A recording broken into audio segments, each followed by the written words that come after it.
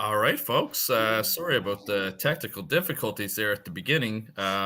We cannot find our intro clip tonight, neither Dr. Yana or myself. But you are listening to some. We're broadcasting live from the United Public Radio Network, the UFO Paranormal Radio Network, 105.3 and 107.7 FM from New Orleans and also on Roku TV. And tonight we have a very special guest with us, James Annitto. We call it Deliver Us from Evil. We're going to talk about demonology. He is a ordained deacon. And this will be part one of a two-part series that we're, episode, I guess, that we're doing on demonology. So James is from Rhode Island. He is currently working, almost finished his Bachelor of Arts in psychology. He's an ordained deacon through the old Catholic Church. Has a lot of demonic, haunting, ghost investigational experience. He helps me teach actually on the Introduction to Demonology course through the Parapsychological Education Center. And he's also become a friend over these last few years. So welcome, James. We're very, very glad to have you tonight. Thank you for having me. I appreciate it very immensely. Welcome, everyone. We're so glad that you're with us live tonight, live on Tuesday night. And tonight it was James Annitto. I've noticed a lot of people with a background in demonology and exorcism, they're from Italy, but having Italian last names. So, James, where's your last name coming from? Annitto. It is Italian. Oh, It's with the see that? vowel, two N's, two T's. It's it's exquisite, right? The funny thing is, I was baptized Roman Catholic. I was with the old Catholic Church. I am no longer with them. I was ordained as a deacon within that denomination, and I am still Catholic to this day. But oddly enough, I wasn't always Catholic, but I am Italian, and as you are correct, most people that have that background are of Italian descent. But there are, of course, a few different variables when it comes to church members and people in the background. That's interesting. Is it Yeah. because of the Vatican and the school there of the exorcism? I wouldn't say necessarily. So I've never been to the Vatican or that school. Trust me, I would love to. It's just in your genes.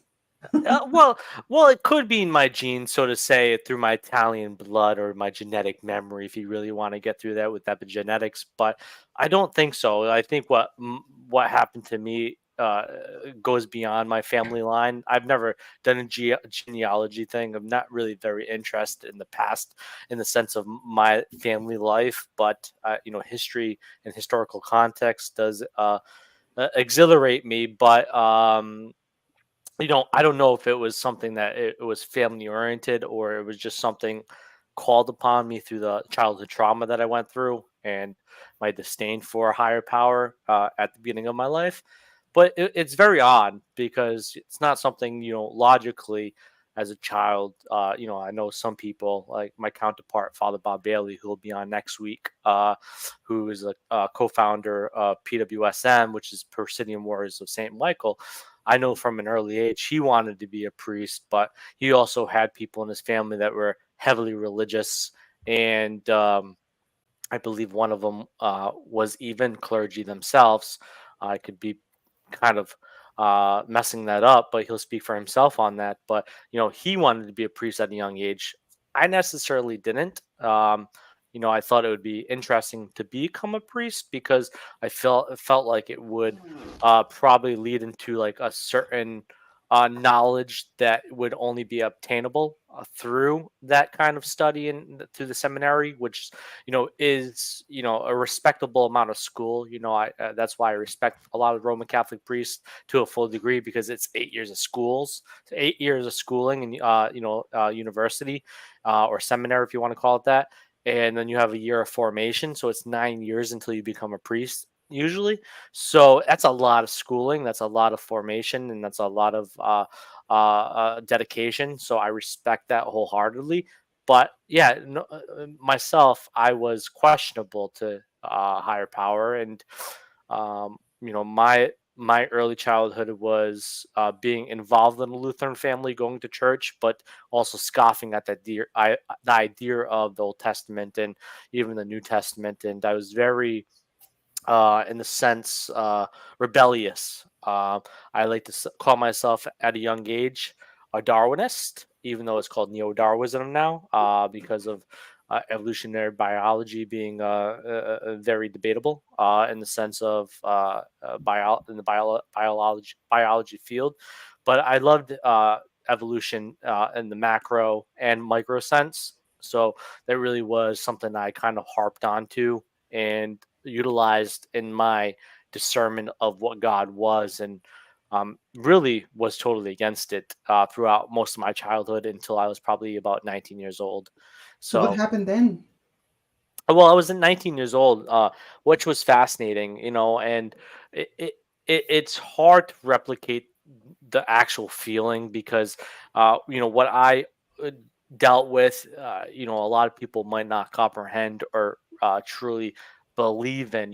They could have thought it was like a subconscious, like kind of degradation of feeling. Maybe I was stressed out, but when I was later, towards the tail end of my 18, being 18 or at the beginning of 19, I joined the army. I was in the United States Army, and so I went to basic training. My first year out of high school was actually in university or technical college, where I went for computer programming because I was a very big techie, and I went to vocational school in high school for Cisco networking. And so I did a year of schooling, and then I went in the army. And when I was in the army, I really did integrate very well. Like I was kind of not the lone wolf, but I was behind everybody. Like I didn't not receive attention in the sense that like I was a failure. I would try to do everything properly, and so it was going well. And every Sunday we had the ability to either go to a service, and if you didn't go to service, you spent the whole day cleaning the barracks, which was never fun because they would make you clean with a toothbrush. uh, and Yeah, I'm uh, picturing my basic so training days. I can totally relate. Yeah, they break you down and then they yeah. build you back up. Yeah. So it was either go to service and listening to a bunch of mumbo jumbo for a couple hours, or use a toothbrush and get on my hands and knees and scrub the floors. So it's like, let me deal with the mumbo jumbo. So I would probably go to every service that you can imagine. I went to synagogue. I went to different Christian denominations. I probably even went to um, a Muslim service. I went to gospel where they would sing the whole time, which was pretty annoying. And there was one time that I went to this specific church called the Church of Christ, which is very cultish. But I went to the Church of Christ, and I would do the same routine that I would always tend to. I'd go in the pews or the chairs, and I had the drill sergeants walking, and like if people that can't see me, I'm leaning like I'm falling asleep. But I would like kind of get cozy and put the book in front of me and like just nod off, then nod up and just say like, okay, nobody's watching me, and then I get a little shut eye. But when I was doing that at the Church of Christ, the pastor said, "Who would like to get baptized today?" And like I said, I was before we spoke on off the air. I said I was baptized Roman Catholic because I do come up from an Italian family, but I was adopted, and then I was raised by Lutheran people. But so when he asked if somebody would like to be baptized today, there was like a sudden jolt. Like it was a feeling that I've never felt. Like it had like lightning struck my body, if I could interpret what that feeling was without dying, right? And it was a sudden jolt, like a light came over me, and I raised my hand. And I'm a jokester, right? But I'm not a jokester to the extent that I would take my time and rest and then get dunked in a tank of water, like, and get undressed. So I raised my hand, like, without like my body realizing what I was doing, and then I realized my hand was up, and at that time it was already too late. And then I got baptized that day. I got dunked into the tank of holy water, and there was like a 180 that occurred in my life where I was like super like rebellious towards religion and laughing at people that really brought higher power into their life, and then or blame God or use God in prayers. Then I was starting to read the Bible heavily. I would read the Bible every night before I went to bed. I would pray before bed. I would pray when I woke up in the morning. It was a complete 180 to exactly what happened. And that stood way through to AIT, which is expanded training based upon what your profession or your MOS is. And when I got out of training and went back home because I was reserve unit, so I got to go back home. I was religious. I actually found a local Church of Christ church in Rhode Island, and I became an assistant. I would help with services. So it became an integral part of my life. And then I think really what it led me to is because I was a suicide survivor because of all the trauma I went through.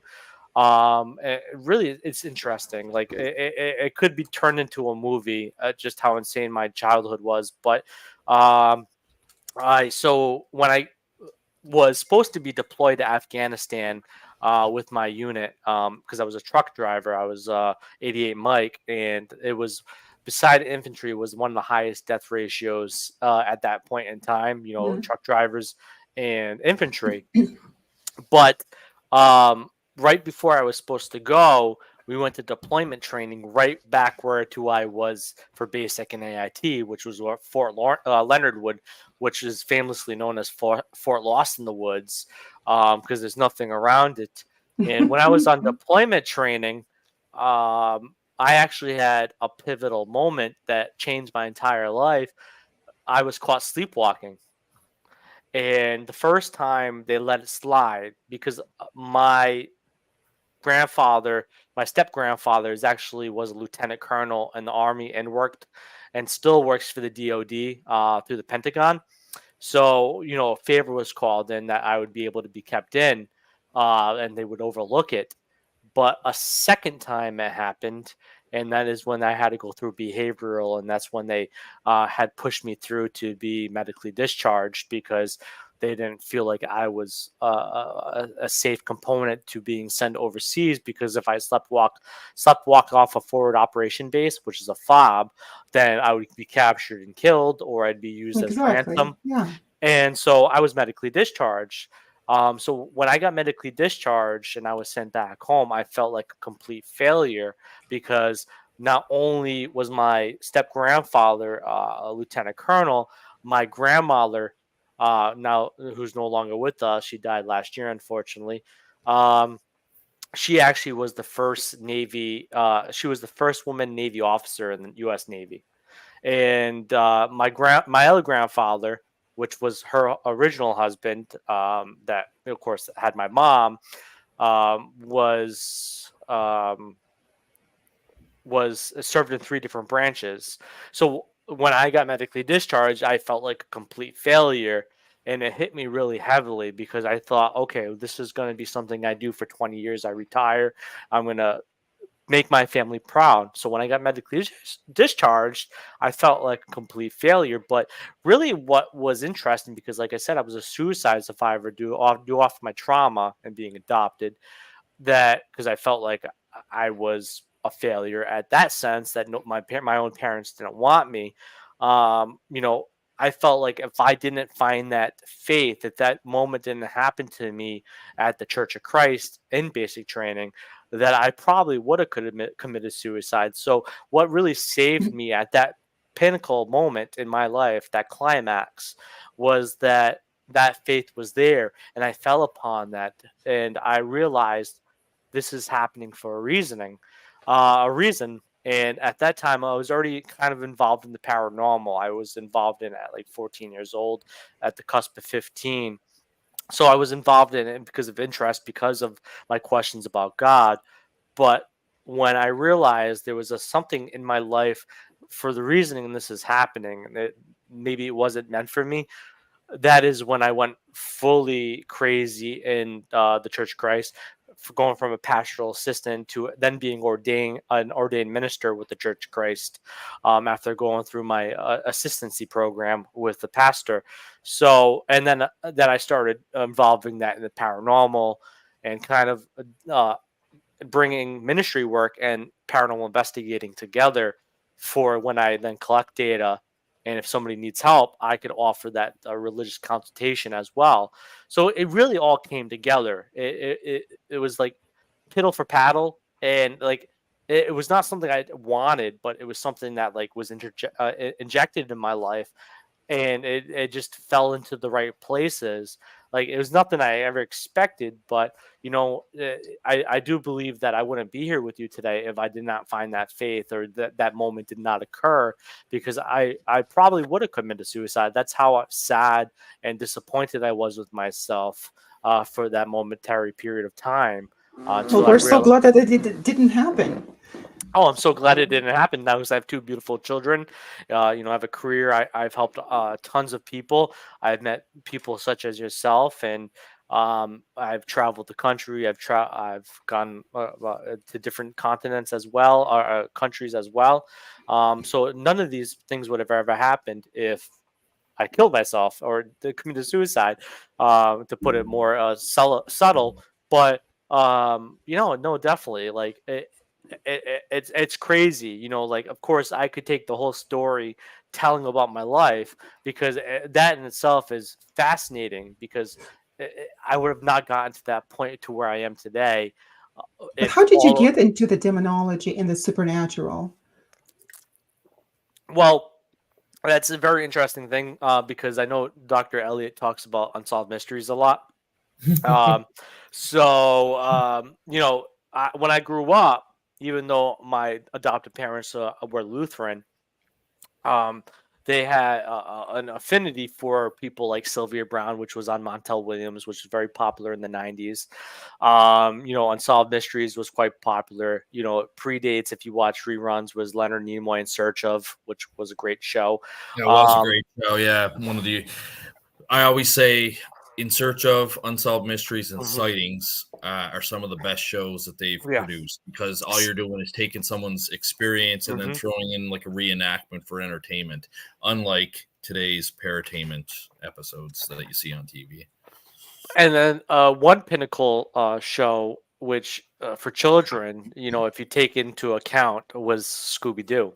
As funny as that is, Scooby Doo was really a precursor to investigating techniques, trying to figure out what is not supernatural to what is actually being employed by humans, which most of the time they found it to be some meddling, right, by somebody, even though they were called the meddling kids. But so a lot of those shows, and then of course growing up, being raised by a Lutheran family at 4 years old, that's when I was adopted, 4 years old. So hearing these stories, and then hearing about the Holy Spirit and God and higher power, angels and demons. So when I had a cognitive ability to go out and read books, and of course at that time we didn't have the internet to the degree we did. We had dial up, which was not fun. So library was a prime destination for early James Annitto, and I would read books that I could understand, and then of course reading mythologies, Greek mythologies, Roman antiquity, Mesopotamian times, 10,000 years ago, Hinduism, and I started reading a lot of this material and kind of injecting it into my knowledge, in the sense that I'm trying to intake why being abandoned would happen to me after being told God was so good, right? But with this research and this search for knowledge and these shows, there was a pinnacle that had happened when I was 14 years old, and that was the release of the show Ghost Hunters, which the team was from Rhode Island, basically in Warwick, Rhode Island, which is where I went to school and was raised. And so when that show came on, I was like, well, people actually do this beyond literature, beside the Warrens at that time. They did have the Seekers of the Supernatural television program that was on like local access and stuff like that. And they had their books out at that time, and you had people like Harry Price, Charles Dickens, um, a plethora of other people that have written about it, Arthur Conan Doyle. So you had all these people talking about it or writing about it, so more so to say. And so I, between the shows and the literature, I then said, okay, well, if they're doing this, then I can do it as well. And so I would go to like graveyards and all this, and that's really what piqued my interest about the supernatural, because I felt that generally, if I haven't found an answer for God yet, because at that time, scholasticism was big within me. I loved, even though I was like against Christ, the idea of God, I should say, I was still a big fan of Saint Thomas Aquinas, and I really loved the Summa. But so there was no valid proof to me at that point that there was something beyond life. And so when I started investigating the paranormal, I still don't believe I really fully had any early experiences in my childhood or my young adulthood or being a teenager.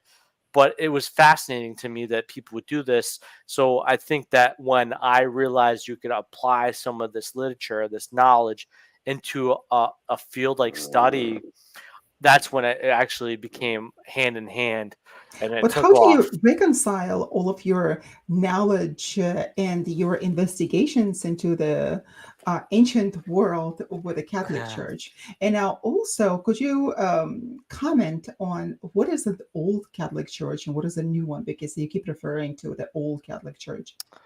Yeah, so what I generally just say I'm Catholic, but I'm very eclectic Christian. So I have studied many different mythologies and belief systems and religions. I talk about animism a lot, and I talk about a lot of different belief systems. So I am Christian in the sense because, and this is more of a mission statement. I'm Christian because I do believe Jesus Christ was a historical figure. That's undebatable, and I do believe that. He did sacrifice himself for his followers, regardless if he was the son of God or not. He sacrificed himself for his followers, and I really vibe with that. And I vibe with that somebody's willing to do that and take their life over somebody else's or a bunch of people else's life.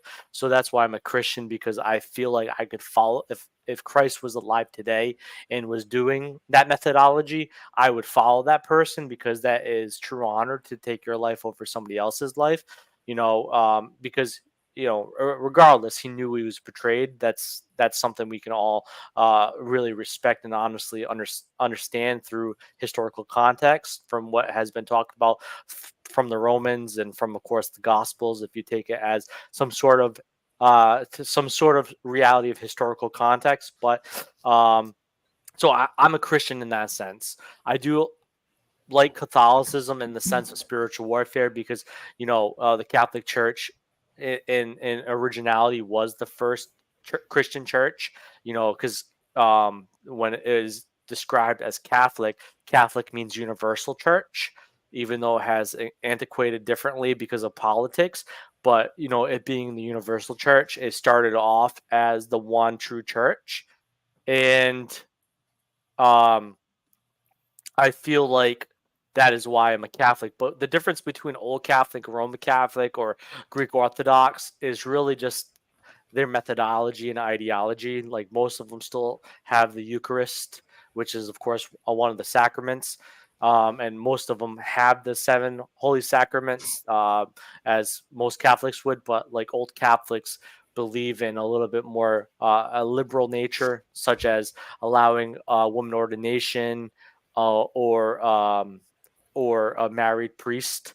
So there's the difference. A lot of the old Catholic churches in the United States aren't valid, because they don't follow Utrecht, which was the separation after Vatican II, which was the old Catholic Church, which is based in Netherlands, the Utrecht. And So a when was lot. it? I can't think off the year of my top of my head, but it was the separation of Utrecht. It was probably in the 1960s, maybe a little earlier than that. So when the separation of Utrecht happened, that's when the old Catholic Church came to be, and the Roman Catholic Church does respect the separation of Utrecht now. But a lot of the old Catholic churches in Rhode Island aren't from Utrecht, the Church of Utrecht, so they're not valid in some form or fashion. But that's the grand degree. That's the grand difference between Roman Catholicism and then like an old Catholic. You also have traditional Catholics that have also broken off from the Roman Catholic Church.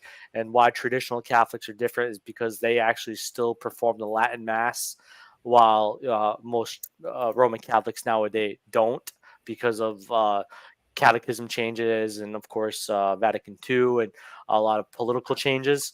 So there's differences. Like Father Bob Bailey, when he comes on next week, he's a Roman Catholic. He's a valid Roman Catholic priest. So valid. He is valid. yeah, of course. Yeah, because the problem is I see is, and I don't say this in detriment, because I really don't like talking crap about people, but there's a lot of people that unfortunately throw on a collar and they call themselves a priest, or get ordained on Universal Life Church or monastery, whatever it's called, and now they're a priest or an exorcist. Ministry, right? So, I do feel like ministry can come from the heart and from your faith. But I feel like if you're going to be valid or knowledgeable, you need to put the time and effort in through academia and through theology and through understanding of where it came from. So that's why when I say valid, I respect that he went through 8 years of seminary and then a year of formation, while a lot of these people that pop collars on have only done a year of study and then they're automatically a priest. I do find a problem with that, because then you're making a mockery and you have a lack of knowledge when you're attempting to either consult people spiritually or to get involved with people that are having a preternatural phenomena that might be occurring that they don't understand, and then those people are coming in calling it a demon and then performing exorcisms and causing more mayhem. And exorcisms are Do you perform exorcisms? I do not. No, I do not. I do not as well. Or deliverance. I guess that there's a difference between the I do. deliverance and exorcism. I do perform a deliverance. Deliverance is more of a healing prayer, right? There is an expulsion formula to it, but it's more of a healing prayer in the sense of like delivering their sins, delivering their mental anguish, their physical pain, even though, of course, it's not going to heal of any deformities or issues that might be going on, such as diseases. But some people take it as such as a healing form. I like to say that deliverance and more so exorcism, is in some regard a form of psychotherapy. That is highly debatable, but that has been talked about in the social science circles, and there's a lot of articles on it, scholarly articles at that as well. But it can be utilized as a form of psychotherapy. And my good friend that wrote her dissertation paper, that has a master's degree and is a practicing psychologist in Iowa, wrote a dissertation paper on Hippocrates, where he actually would perform exorcisms to a degree back in the Greek antiquity, as a form of placebo effect, that or form of psychotherapy as well. And for some it would work, for some it wouldn't. So it's very interesting, and I do feel like faith is very important. And I'm a big lover of neuroscience, but there's also a branch called neurotheology now, where the mind and how our central nervous system has a lot to do with belief in God. And you also have the old studies through Hinduism of the pineal gland. So I love all that stuff. I dig deep, and a lot of it's theory. I don't take it as fact or matter of fact, or empirical, but it's very all interesting to me. And I do feel like faith is important. I do know that when faith is thought of, I can't think off the top of my head what part of the brain it is, but we do know that there's a part of the brain that does fire off when there's faith or a thought of God or stuff like that. So that's interesting. It could be all internal, man-made or genetically, that's been passed down through time, through genetic memory. But I still find it fascinating, and I do feel like faith's very important. You Well, can't. you mentioned the Yeah. placebo effect. Now, of course, it is has connection with the faith itself. Now, Mhm. did you ever use it in your practice, the placebo effect, like telling somebody who's convinced that they have a demon and some sort of malevolent spirit, that you would just say, just go away, and the person would just get better, and you knew that there was nothing? Yes, many You times have. actually. Many times actually. Yeah. What is the What, prevalence of cases like that? so what I would like to say is, I love statistics. I hate the mathematics behind the statistics. I think all of us here that have a social science background have had to take psychology statistics and mathematical statistics, and some people I love it. wasn't Some people. that bad in it, you know. Oh, So I I, wasn't bad at it either. I I have a great. hated it, hated yeah, it. but I'm I gonna be wasn't honest. I bad. hated Yeah, it. like, as somebody that is going to graduate in August with his bachelor's, right? I actually, I'm going to graduate as long as this last class, because this is my capstone class, so I got to write my capstone. But as long as everything goes well, I'm a 3.8 GPA student, so I'll walk with a 3.8 GPA with my bachelor's, which is, I think, quite phenomenal, and for what my livelihood is.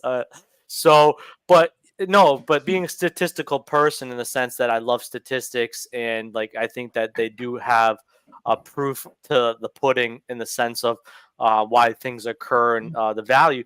But in my time of doing this, which would be 20 years in June, which I've only come across 5 cases that were demonic. So not quite a lot. So a lot of the times, a lot of it's mental health or maybe a subjectivity, um, maybe something lesser that they feel like is greater.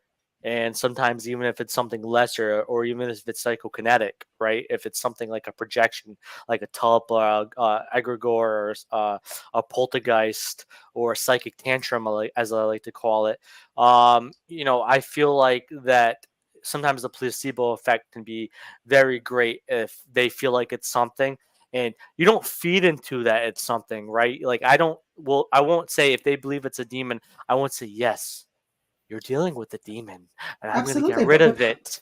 But I will yeah, then, of course, give them a blessing. I will say a healing prayer over them, and there is a good chance that it will be successful for them. But it also has to be assessed. It's not something like I just go in the first day and I start blessing their house. I assess them. I do questionnaires. I do a 3-phase interview process. I get them what medications they're on. I work with RNs. We have an RN on the PWSM team, so I will relay medications to her. I work with people like Dr. Elliott and other specialized people in psychiatry or psychology. So I will relay upon their backgrounds and their experiences and specialties. So, if I feel like there's going to be an issue where if I did this, and it's going to create a worse situation, especially if they have schizophrenia. I'm not going to do that because I don't want to create a worse situation for them. So I don't always jump to the conclusion that doing the placebo blessing will be the best option. I think a blessing will, regardless, be beneficial for anybody. Don't get me wrong. I think it's very powerful, and I don't know anybody that hasn't gone to a church that's atheist, agnostic, or a person of faith that hasn't felt some sort of comfort walking into a church. That should be a great science. Should be a good population study. I wonder how many people would say no, it wasn't peaceful. But I feel like that there you have to assess them to get to that point. So it's not like something I jump to right away. I deal a lot with talking to them, assessing them in the sense of interviewing them, kind of getting to know them, what their faith is, who they are, how their family structure is, how they live, if they're hoarders or clutterers, If they're dirty, if they don't take care of themselves, do they talk about the paranormal around their kids? Like, so there's a lot of detail that goes into the final conclusion of what I would do. You know what I'm saying? If that makes sense at all. This is so very interesting. Now, James, would you say that your vocation, as you have right now, is your calling in life? Yeah, well, oddly enough, I think everything that I've gone through since my childhood it would make it a calling. You know, it's not like something like I said. I woke up one day and said, "I want to be a demonologist" or "I want to be an ordained minister." It's just something that kind of like the domino effect. The pieces fell into place.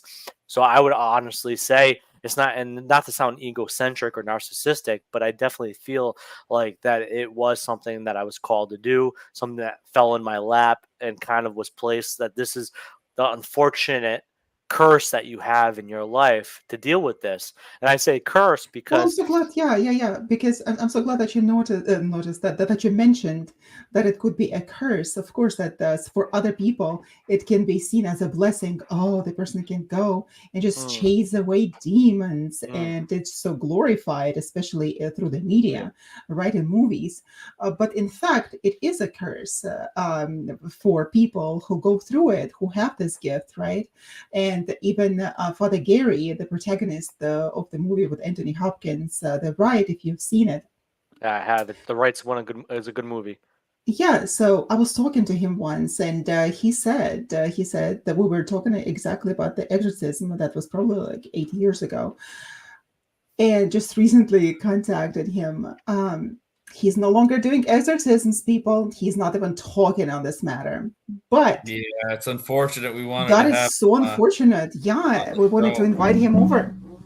But the thing So is, he told me, he said, Yana, do you think anyone in their right mind would wake up one day and I say, I want to be an exorcist? Mm, It is not the case. yeah. But if it is your calling, if it is put on you, then you have to do it. Otherwise, there are going to be consequences, negative consequences to that. So yes, I agree with you. It's can it's be a funny gift too. and a A lot curse. of it's a lot of actual exorcists will say the same thing too, that they didn't like seek out that position. Yeah.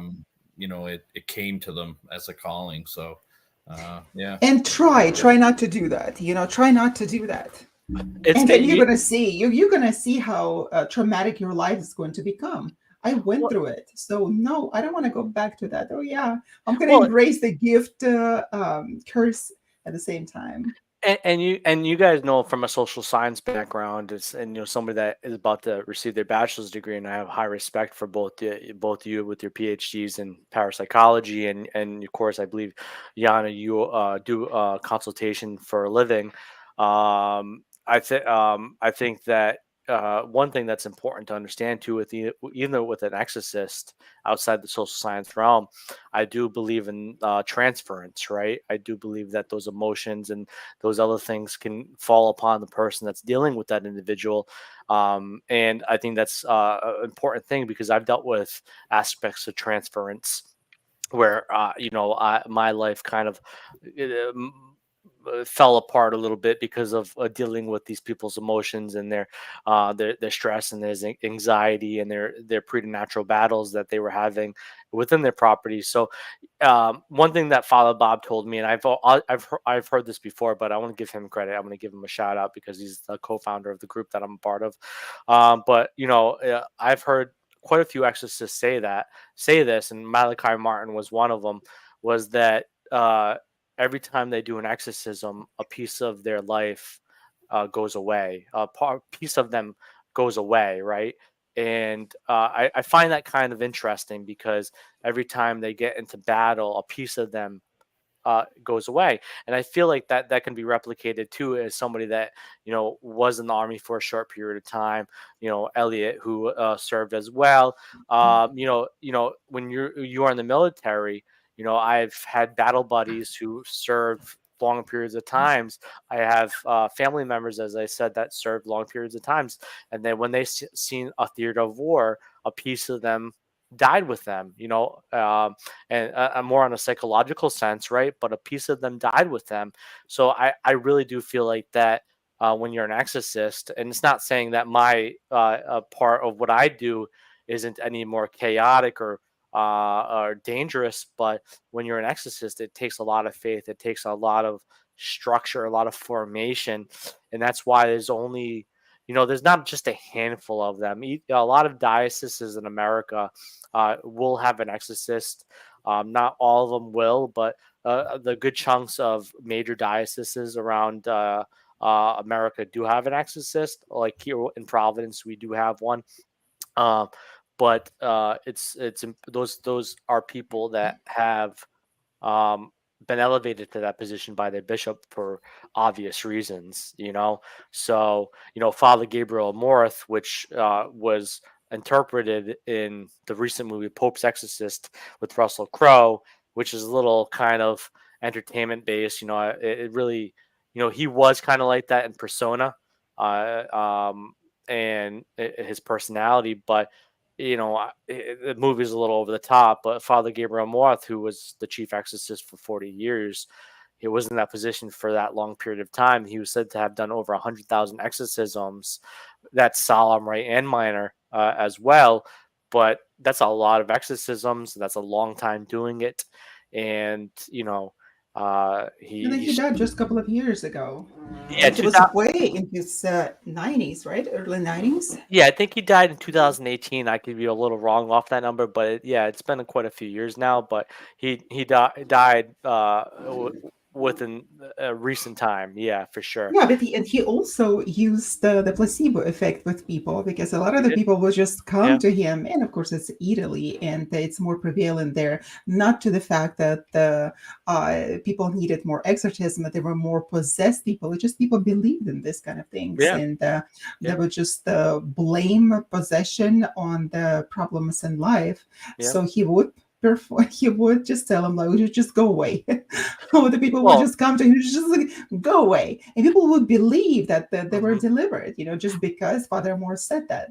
Well, yeah, and that has a lot to do with the European structure of superstition, right? You got to think about the European Inquisition and a lot of the things that happened in Europe compared to America. Yeah, we had the Salem witch trials and the Connecticut witch trials, which were kind of like a little slap on the wrist compared to what had happened in Europe through France and Germany and England. So, a lot of that, and of course, Italy. And so a lot of that still carries to this day. I've been, I know you say you're from Russian descent, and as we can tell with the Russian accent still, I've been to Romania.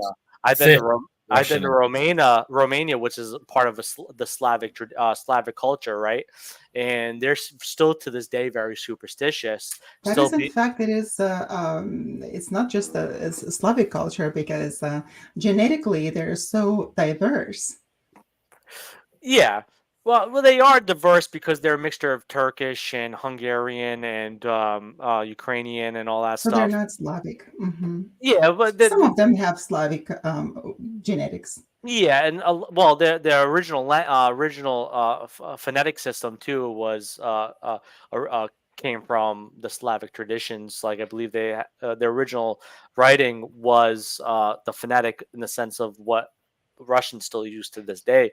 If I'm wrong, it was actually it was called glagolitsa, and that's interesting that you say that, because it is not commonly understood. And I was just talking about it, and that is, in fact, I'm coming to the conclusion that the Russians and Romanians had a common language and same writing system of glagolitsa, because of so many similarities with the Russian language. Even in the late 17th, 18th century, the government of Romania, and the what it was at the time, they tried to get rid of a lot of Slavic words, and they didn't succeed exactly, because now when I hear Romanian speech, I can hear the Russian words, but those would not be Russians as they're spoken now. They would be the words of archaic Russian, something that existed a long time ago. And I happen to know it because I studied it. So that is interesting. So when you go to Romania, what do you do there? So I led a tour in Romania through following the footsteps of Vlad the Impaler. I Okay, was so with Vlad the Impaler, he was a real person, historical figure, and he and was a national hero too. Yes. yeah, he was a national hero. So Dracula, that when he was glorified as Dracula, it was just in a novel. But I know that now there is Yeah. his palace, of course, and it's a great tourist attraction. The So fortress, Payori for, Fortress. Yeah. fortress. So do you bring people on the tours there? Well, I went once. I actually never went to Payori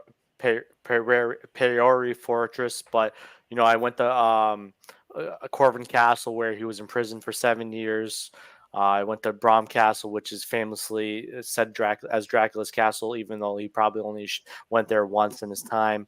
That was more famously identified by Bram Stoker because of Right. the structure of the castle, and it was on a hill kind of cliff Hmm. kind of thing, which is a fascinating looking castle. But I've only done the Romania tour once. It was for 11 days, but it was fascinating because I went to Hoyabaka Forest. We followed forms of the Strigoi, which is, of course, an early vampiric legend that stems from the ideas of Lamashtu. So no, it was fascinating. I found Romania very beautiful. I found the culture very beautiful. I found the war of religion there very beautiful between the Catholics and the Orthodox. Hmm. It was very interesting. When I say beautiful, I was being sarcastic on that. But Romania was very interesting. But I also then tended to see that at that point, this is when the Ukraine war. Well, it's still going on, but there was a lot of Ukrainian refugees there, and they were able to pick up the Romanian language up quite fast, while the Romanians couldn't pick up the Ukrainian language up very fast, which was quite interesting because I met a few refugees and they became pretty antiquated into the culture, quite interestingly, so. But yeah, no, Romania was beautiful. I enjoyed it, and I followed the footsteps. I was one of the caps in my hat. What I would have to say was I was the first United States group to investigate Vlad the Imperial's birth home, and it, Dracula actually does not necessarily come from Bram Stoker. It actually comes from his father, that was Vlad Dracul. That was actually Dracula. Hmm. was his name, and that's how it gets, which also means the devil, right, or the dragon. Right. So that's how we interpret now the word Dracula towards Vlad the Impaler because of what people said he did, which was very barbaric, but at the sense it was for his people, and the Turkish Empire was invading Romania, and he did everything in his power to ward them off, and And he was raised by the Turks as well. he well, yeah, So well, he learned a lot of those things from the Turks. he did, yeah. See, yeah, so that's why when Western culture villainizes him, it's because of the misunderstandings of the reasons why he did the things he did. But there he's on walls. He built monasteries. He's on the stamp. There, he's no longer on the money. But because the funny thing about Romania, a little fun tip that I learned. So when credit cards and like plastic cards were becoming very well applied to civilization in the sense of like for tether, right, or tender. um Somebody, I forgot who it was, that came to the Romanian government and they said you really should make your system upon plastic, right? Like, so when he thought, oh, let's make our tender upon plastic, they actually made their money plastic. So their dollars are still made of plastic, which is actually hilarious. Like their money feels much different than like a US dollar, and many other things. But it was fascinating, that story, because their tender, their dollar, or whatever you want to call it, is their bill, is plastic. Like you can feel it, and it's a very interesting story. But yeah, Romania was very beautiful. It really opened my eyes to uh, uh, that kind of culture.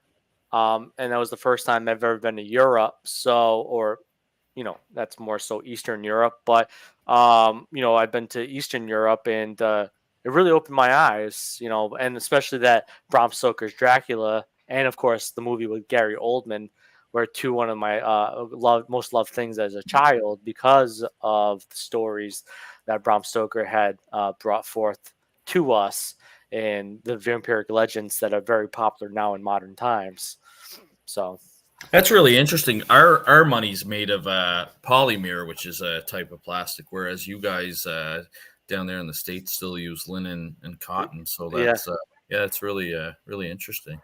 I was going to get you to talk about your trip over there, because that was obviously a highlight. You guys are listening to James Annitto on Science and the Paranormal, broadcasting live from the United Public Radio Network, the UFO Paranormal Radio Network, 105.3 and 107.7 FM. Yeah, no, guys, well, why don't you talk about your case that you worked on together? Yeah, sure. So that's how I actually met James. Was it was during COVID, and things were quite slow, and I had a lady reach out to us at Paranormal Phenomena Research and Investigation asking for help. So because we were under lockdown and she seemed like she needed help, I decided to take the case and we would investigate it remotely. And it was good experience for the investigators, because there was multiple allegedly independent witnesses. And I guess they were independent witnesses. They just didn't corroborate the complainant. But I had them do interviews and collect all the stories. And initially it sounded really good. We got some photographs of bite marks, scratch marks, handprints that were left on beds.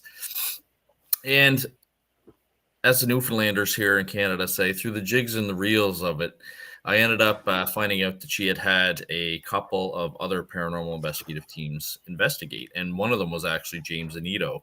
She had flown him from Rhode Island down to Texas to investigate from a paranormal demonic side of things. So I had found James on the internet, reached out to him, and within minutes of me sending an email, he phoned me and, told me about his investigation. He did say that he thought a lot of it was being kind of self-prophesized by the complainant. But he did hear 3 distinct footsteps approach him at the house that he couldn't explain. And, there were some dark shadows that would be seen occasionally. So anyway, we started to investigate it. And as we started to talk to each independent witness, we noticed that they weren't corroborating her story. So, for example, she had told us that water had turned to blood in this one incident. And when we talked to the witness said that no, somebody had spilled a glass of water and had cut themselves, and there might have been a couple of drops of blood. And so we said, okay, so the bathroom wasn't covered in blood. And they said, no, like somebody had just kind of cut themselves and there was like a couple of drops of blood. And it was just things like that.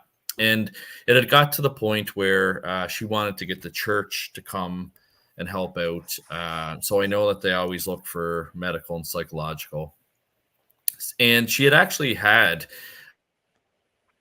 a medical psychological done. So I said, oh, great. I was like, can you get me your records and send them to me, because that saves us, a bunch of work. So she did. And she was a retired registered nurse. She was very well spoken. You couldn't tell that she had any sort of, mental illness or anything like that. When the medical report came back, the first thing I noticed was she had been diagnosed with delusional disorder with persecutory symptoms. So anytime you went against what she believed, she would become extremely hostile.